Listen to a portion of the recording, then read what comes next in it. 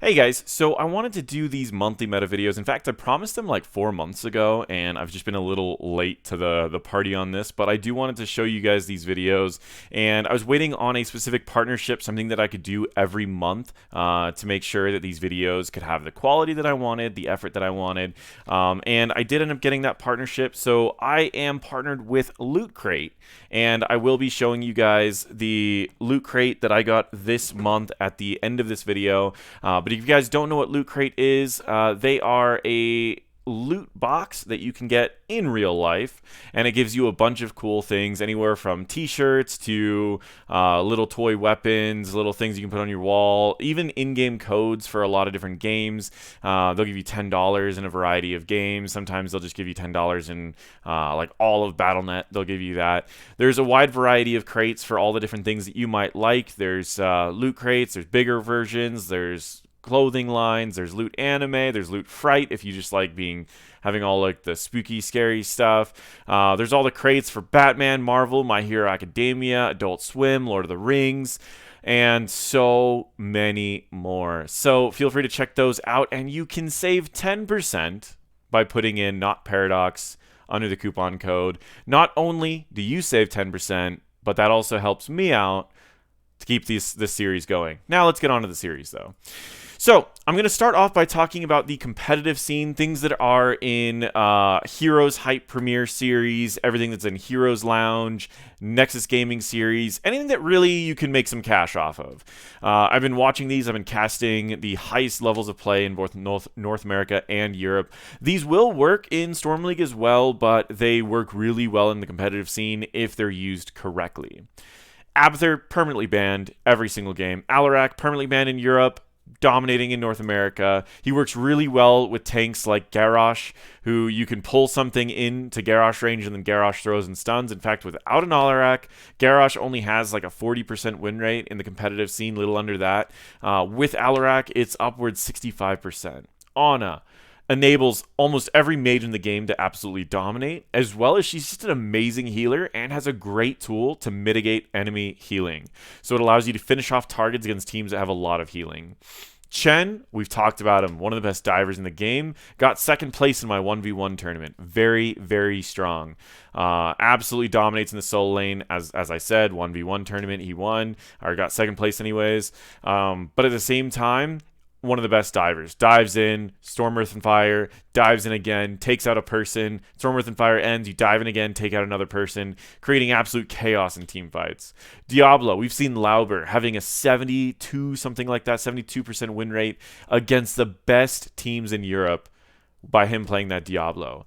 Even after the Q nerfs, he's still amazing in the competitive scene if you're good at following up where he's setting up kills. ETC, probably one of the best tanks in the competitive scene right now, and also he's being used as a solo laner. The biggest thing about ETC is that, like Dahaka, he has that possibility of a global, but he doesn't need bushes. So Dahaka needs to global into a bush. ETC can global anywhere. And his CC is a little bit more reliable. Dahaka has a bit of a cast time as he's trying to shoot out his tongue, and it also moves a little slow, while ETC he lands down, slides someone, hits him, knocks him into the team. And so he's got a great global setup, and he's an amazing tank. Garrosh, with a good setup on your team, either something to give you movement speed or something to slow down the enemies or pull them into you, he's an amazing tank. He's great on maps like Battlefield of Eternity where you can throw people into the immortal stuns. He's also great on maps where people have to walk to you. If you set up ahead of time on Volskaya and you're playing Garrosh, the first person to walk in, you throw, stun, kill. If for whatever reason they're using like an Arthas tank, you just automatically win, because Arthas tank will just blow up instantly while he's stun locked. Jaina, pretty much the best mage in the meta. She has burst, she has sustain damage, she can do camps, she can do waves. Once she gets icy veins, she pretty much can blow up any front line in the game. Even without icy veins, she can pretty much blow up any backline in the game if the front line gets knocked away or whatever happens. Just amazing. Joanna, she's pretty much just well-rounded. She answers all the meta tanks in the game. She deals with Diablo, ETC, and Garrosh really effectively, and she just deals with everything. She has wave clear, so you can cover that. Maiev, one of the best engages in the game. Zeratul, one of the best engages in the game. They're both either banned or picked pretty much every time in the highest levels of competitive. Tassadar's new buff puts him up pretty high. He also enables people like Tracer and Vala. With the new Ariel changes, Tracer, Vala, Tassadar are all very popular right now. And finally, Tyrande, just overall really great healer for those burst fights that you want to just instantly take someone out. Tier 2, I'm not going to go through all of these heroes. Just feel free to, I'm going to mention some common ones. I did move a Nubrok down a little bit. The other tanks just are getting a little bit more effective, a little bit more efficient than a Nubrok, but he's still amazing in the competitive scene. Move Blaze down a little bit. A little too many nerfs to Bunker for the competitive scene. Combustion just doesn't do enough in the competitive scene. Ariel got moved up a little bit. Hansa moved down a little bit. Falstad moved up a little bit. So you can kind of see about where things are. Zarya's only really in here to enable people. I do really like Zarya, but in the current competitive meta, she's only used for that 50% increased movement speed, level 4. Raynor, just dedicated sustained damage, pretty straightforward. In the competitive scene, make sure that you always have a good damage dealer, because there's a lot of like hybrid damage dealers right now. What I mean by that is like Falstad. His damage isn't that high, but he has a lot of utility and he has great setup. So make sure that if you're running like a hybrid, you're also running a major damage dealer like a Raynor or a Jaina or a Vala or something. So you're not just running something that's kind of hybrid. On to Tier 3. Again, there's nothing really wrong with any of these heroes. They're all good heroes, and they might move up a tier or down a tier depending on the map. Alexstrasza, for example, moves up a tier depending on the map. But these are all really good heroes. They're just okay. When we get into Tier 4s, they're either really niche heroes that are only really good in very situational areas. Like Kerrigan, for example, she's only really good on Infernal Shrines, and if you're running her with a comp, they can utilize her setup that she does. But otherwise, pretty situational. Tyrael's dropped down quite a bit. He's just... Sanctification fights are moving around way too much, and Wombos are getting... less used. It's more just pretty much getting a couple picks really quickly. So you don't really need Tyrael. There are also just a lot of like things that outclass him. I personally think that he's better, but this isn't really going by my opinions that much. This is going more by what people are playing and what people are winning with. And then down here are heroes that are pretty much just non-existent in the competitive scene. We see a little bit of Arians, a little bit of Artanuses, but we really don't see any of these other heroes. So that gives us a really good example of what the competitive scene is looking like right now. But what could you use in solo queue? So in Storm League, this is the list. Again, this is not even my favorite heroes here. This is my list of what I've watched as far as high popularity and high win rate. There might be things that are more popular than this, but have a lower win rate, like Kira, for example, 47% win rate, 70% popularity. I didn't include her because of that. Okay, these are going to be easy heroes to move up in rank with, people that you're used to seeing a lot, people that can win. You get a lot of value from this. These are the heroes that you're going to want to be looking at. So there are heroes with much higher win rates than these, like Rhaegar. I believe he's sitting like a 54% win rate, but he has lower popularity. So this is what you want to do if you just want to learn a hero, move up in rank, and you don't need to learn him that well. It's not like a Samuro who can have like 55% win rate if you're good at him. You only need to be okay at these to move up in rank. Anyways, let's talk about him. Kael'thas, wide variety of ranks. He has high win rates, even if you're not that great with these heroes.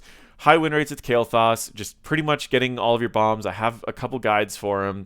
Check them out. Joanna, again, couple guides for her. She has wave clear, and she's also decent at peeling, decent at setup once you get Blessed Shield. She's just overall a strong tank and can handle a lot. ETC, same thing. He's a bit of wave clear, great engage, great setup, possibility of global on the maps that need it. Really solid. Alarak, surprisingly, even with people that were low level on Alarak, his win rate was relatively high in the W build that I've mentioned before. So feel free to try that out. I would still recommend practicing in try mode, of course. Jaina, and it does say in here the win rates are in order. They're actually not. It jumbled it around. It was in order, and it's no longer in order, but that's fine. Jaina, like I said, she just does everything. So if you get good with her, easy win. Actually, a couple of the people that I've been coaching play a lot of Jaina. One person recently got from silver all the way up to platinum playing just Jaina. Raynor, pretty straightforward. One of my people I'm coaching actually got from bronze to gold playing Nothing But Rainer, so another great one for that. They don't require that much skill, but you really could still show your stuff if you do have skill on them. Lucio is probably the only hero out of this whole list that I don't have a guide for, but I am making one. I just started playing him a bunch in Storm League, and I placed mid-diamond this season in Storm League, and literally 3 days I was Masters again. And I used Lucio for quite a few of those games, and I'm going to show you guys a very easy build to win with. Falstad, really solid, high win rate, does camps efficiently. I have a build for him, and I would recommend checking that out. Tier 2, these are heroes that are still above 50% win rate, still decent popularity, but just not as easy or just not as efficient as the other heroes that I've already mentioned. Thrall, one of my favorites, great solo laner, a lot of value, can kind of deal with any other solo laner in the meta. Vala, a lot of damage, little squishy, works really well with certain people. Zul'jin, a lot of damage, not a lot of mobility, so kind of a little tricky there. Sylvanas, I mean, a little bit of everything if you get good at her. Little tricky though, but yeah, solid win rate. Asmodan, decent win rate. I'm not actually a huge fan of him. I feel like his damage just isn't there anymore. Even if you stack your Q really fast, I feel like it does maybe 30% of everyone's health and they just heal back up. So I just have been going a push build and then just push endlessly. Varian, Twin Blades is really, really strong right now. Make sure that you have a tank. Throw Twin Blades in the solo lane. Get level 7 before you take any major trades. And then just heal through everything. Get that extra charge at level 10 so you can stick on someone as they're running away. And choose your fights wisely. Easy 55% win rate. Watch Fan, he plays a lot of them. And that is it. Those are the heroes that are very easy for Storm League to move up in September. These are the heroes that you would expect out of the meta. If you want to try to ban heroes, I would recommend looking at banning some of these.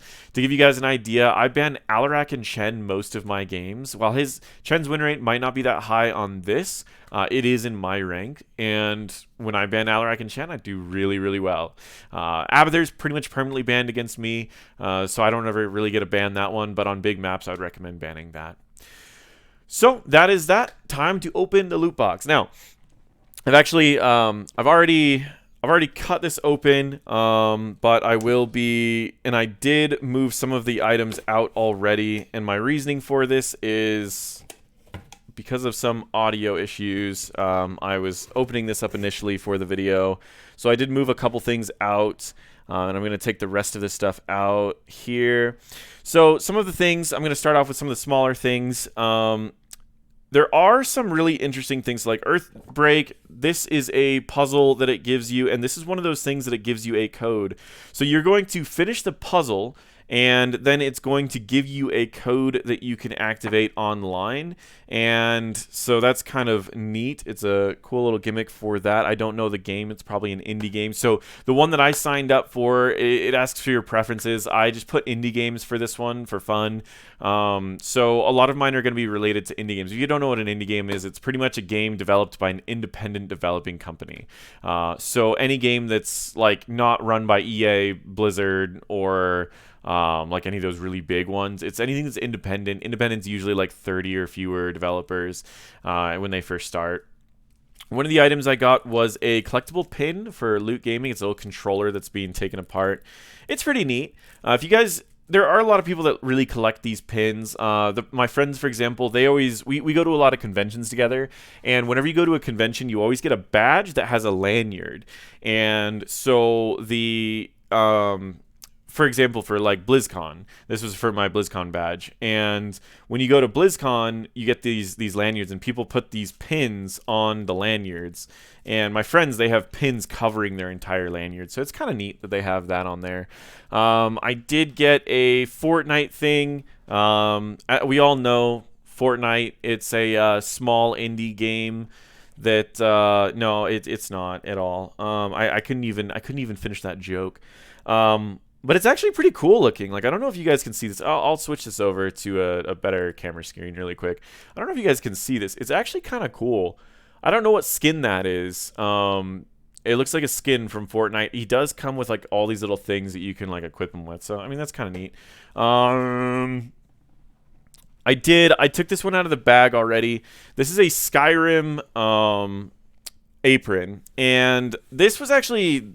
if I remember correctly, this spawned from a joke that was done from the cookbook. When they released the cookbook, everyone said that they're going to release a Skyrim cookbook and then sell a novelty apron, and they ended up just giving the novelty apron to Loot Crate, and that's how you would get the novelty apron from Skyrim. So that's kind of neat. And then we got this Katamari. I don't even know how to pronounce this. Damacy? Katamari Damacy. And if I remember correctly, this is a game that you just like, you have like a giant magnetic ball and you're just rolling it around. And so let me pop this open really quick. And that's a phone call. Let me deny that. Sorry. So this right here is... Yeah, it is. So there's the little dude. There's a little dude. And he like rolls this like magnetic ball around. And it like absorbs an entire town. It's kind of weird. I don't know. A lot of people are really into this game. And like I watch it and it doesn't seem like it's difficult, or yeah, it's like you can see on this part he's like collected a TV already, a sock, and a sandal. And it's like it's weird because it's like for me I'm going, this doesn't seem very fun, but like it's kind of one of those weird like cult things that a lot of people like, there's a small group of people that really love this game. So maybe it's something that I just need to try out. I also got another thing. It's a poster, an exclusive poster for the same game. You can see like the little head, the face dude that's on there as well. And I believe that's it. Oh, I did get a cup as well for Animal Crossing, which I believe we're going to be seeing on the Switch pretty soon. So that's pretty neat, actually. Overall, teach their own on a lot of stuff. I asked for indie games, and so I got a lot of indie game stuff. If you're not interested in indie games, don't forget there are a lot of other ones you can pick up. If you like Rick and Morty, go check out the Rick and Morty one. It's got a bunch of Rick and Morty stuff. You get t-shirts, you get statues, you get necklaces, you get all sorts of stuff that's really cool. You don't like that? Maybe you like Deadpool, maybe you like Fallout, maybe you like Elder Scrolls. I might actually try out the anime one next time. It's just a bunch of anime stuff. Anime stuff's always kind of crazy. So I don't know. Yeah, feel free to see. I mean, that's from, I think that's Aqua, or that might be from the other thing. That's from Attack on Titan. I don't know why Sonic the Hedgehog's an anime, but hey, to each their own. Feel free to check them out. Save 10% by putting in the code NotParadox, and let me know what you get in your box. Thank you guys so much for watching, and feel free to check out any of the future videos for this series or any of my other videos.